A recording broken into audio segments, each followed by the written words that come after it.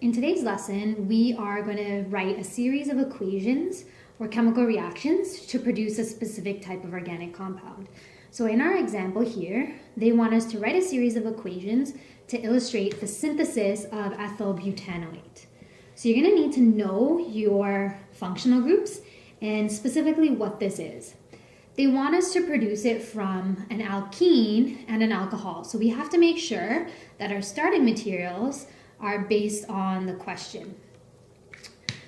So if you don't know where to start, the first step that I would recommend is always drawing out that organic product that they want you to make.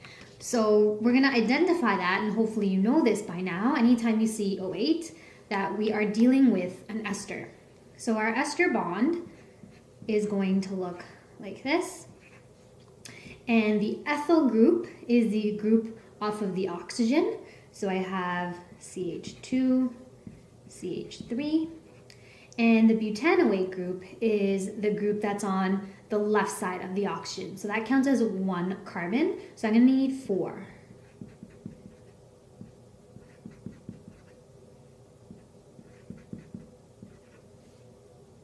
Okay, so the next step is then to identify how do you make an ester. So if you forget, remember that you have your reactions table here. So you should have it in front of you and refer to it.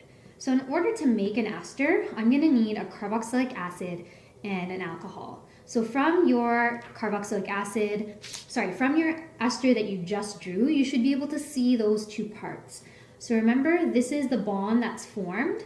So on the right side here, this is where we have our alcohol group, always. And on the left side, this is our carboxylic acid. So we kind of know what they look like, and now we're just going to work backwards in order to produce this specific ester. So let's start off with our alcohol. Based on our molecule right here, we can see that our alcohol is going to be 2 carbons long. So all we're doing is we're taking this and we're adding the hydrogen at the end of it. So basically it's going to be ethanol for 2 carbons.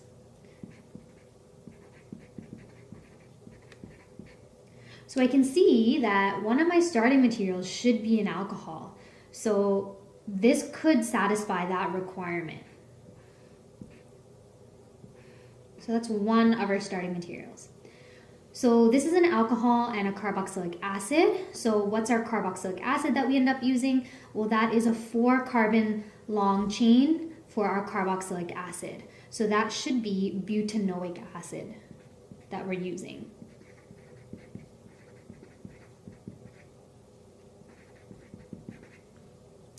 So this doesn't satisfy the other requirement that we need an alkene. So we are going to have to keep working backwards until we get our desired alkene. So then you kind of have to think about, well, what makes a carboxylic acid working backwards? So again, you're going to go to your chart here, and you specifically would have needed an aldehyde or a ketone. So if you remember, carboxylic acids are found at the end of a molecule. Which one of these functional groups is found at the end? Well, it's the aldehyde. So it's the aldehyde that's going to be used to produce your carboxylic acid. So it's still going to be 4 carbons long. So the only thing that we're going to be changing is the ending for our name. So we should have butanal as our as our aldehyde. The next thing that we're going to do again, we still don't have our alkene, so we still have to continue to work backwards. So what produces our aldehydes? That is an alcohol. Okay, so again, we're going to have to work backwards and think about that. So if your aldehyde is found at the end, well, where is that alcohol functional group? It must be at the end as well in order to produce that aldehyde at the end. So we're going to be using butanol. So that's our alcohol. We haven't reached the alkene just yet. So again, we're going to use our chart, go backwards. What can I use in order to produce an alcohol? Well, there is our alkene. So again, if our alcohol has to be found at the end of that carbon chain, then the double bond would need to be found at the end as well. So in this carbon chain here, the alcohol, we need to put the double bond at the end of our alkene in order to produce this specific alcohol. So we're going to be left with butene. Okay, and if you want to be more specific, it'll be a 1-butene, and therefore the alcohol that we need is going to be at the end as well. So now we've satisfied the requirement here that we need an alkene. So we're going to have to then work our way forwards in order to produce the carboxylic acid that we need, and then combine it with the ethanol in order to make our ester there. So our first step is going to be here, creating taking the 1-butene and creating the butanol. The second step is going to be going from butanol to butanal. And then the third step is going to be using the aldehyde and producing the carboxylic acid there. And then our very last step is combining both of these guys together in order to make our ester. So that's going to be our fourth and final step. So our first step is to create 1-butene. Use 1-butene to make 1-butanol. So we're going to take 1-butene, and in order to make butanol, which was our alcohol, you need to add water. Okay, so that's going to break that double bond. That's an addition reaction, and we can't just throw water on anything. You also need a catalyst. So we're going to add H2SO4. And so remember, it's going to follow Markovnikov's rule of addition. So the hydrogen gets added to the carbon of the double bond that has the most number of hydrogens. So this, remember, has 2, and this one has 1. So to get our major product, the hydrogen gets added here, and then the alcohol gets added on the second carbon there. So that's going to produce our major product, which is 2-butanol.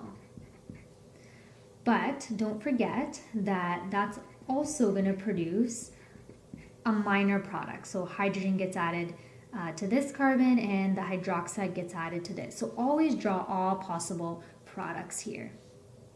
So we also get the alcohol that we need, which is the 1-butanol. Okay, so this is our minor product. So in our next step, when we're creating our aldehyde, we need to make sure that we're using the minor product. So I'm going to indicate that in our next step here.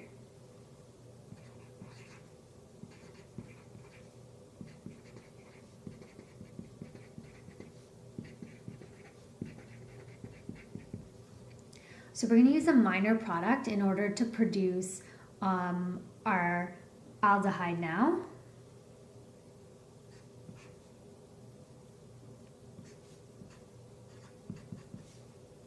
And remember that for this step, this requires an oxidizing agent. So we're just going to put O in the square brackets there.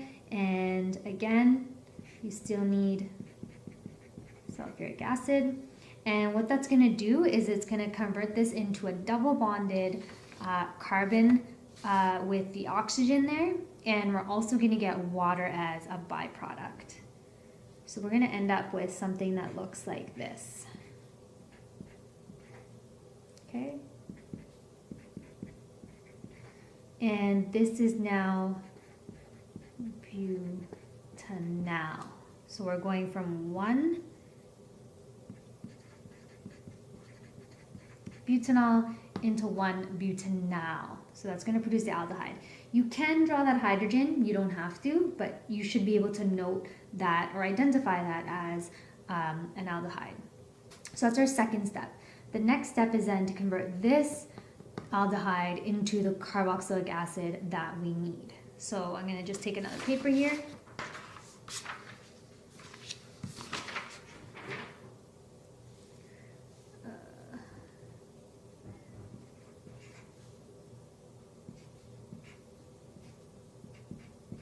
So we're taking our butanal, and it's going to undergo oxidation again in order to produce the carboxylic acid. So that oxidative species is going to add the hydroxyl group there. So water is not produced in this reaction as well. Okay, so it's only produced in the previous one. So this is butanoic acid. So now that we've produced the acid, all we need to do now is combine it with the alcohol. So remember that our steps were as follows, and in order to produce this ester, you need the alkene, which we started off with, and we worked our way up to the carboxylic acid. And now in order to produce our final step here, all we're doing is we're combining the butanoic acid with the ethanol, and that's going to produce our ester for us. So that's our fourth step.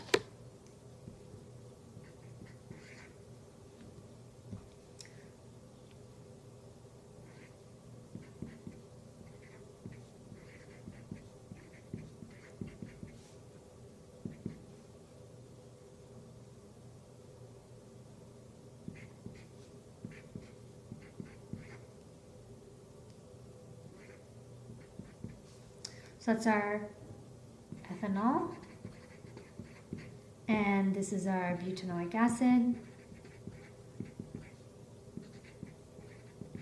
and they're going to combine under the conditions of H2SO4, and we're going to need some heat. And so remember, the hydroxyl comes off and an OH comes off, and the two molecules are going to combine and produce our ethyl butanoate. And I'm just going to flip it around like the traditional way that we just drew it at the top there, with the double bonded here oxygen. So on this oxygen you should have 2 carbons for your alcohol, so 1, 2, and then you should also have 4 carbons out on this side. So I'm going to see 1, 2, 3, 4. Okay, and we're going to get also water as a byproduct. And we're going to obviously name this one because we already have it. So that's ethyl butanoate. And those are your series of reactions, all 4 of them put together. So we have these first 2 here in order to produce our carboxylic acid. And then we're taking the carboxylic acid, combining it with the alcohol that we need in order to produce the desired ester. And that's pretty much it. So this is going to be helpful for you if you don't have that knowledge of the reactions down very well, and that comes with practice. The next step that we're going to do, just so we're practicing all the things that we've learned already, is finally then to identify the types of reactions that we're dealing with. So let's go back to step number 1 and start from there.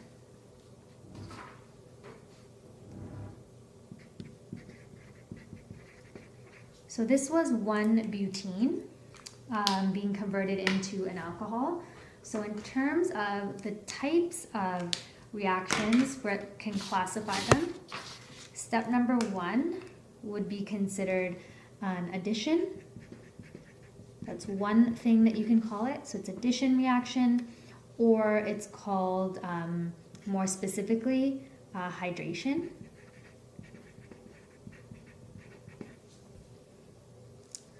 Step number 2 here is you are taking the alcohol and you're converting it into the aldehyde, and in this case this is considered an oxidation reaction.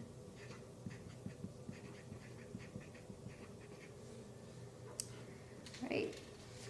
In terms of our third step here, our third step is the same step where we are oxidizing, except this time we're going from the aldehyde into the carboxylic acid. And then finally, our last reaction when we're combining the carboxylic acid with the alcohol here, that you can call an esterification reaction. or you could call it a condensation. So when two molecules are coming together and water is produced, that's called condensation, not dehydration.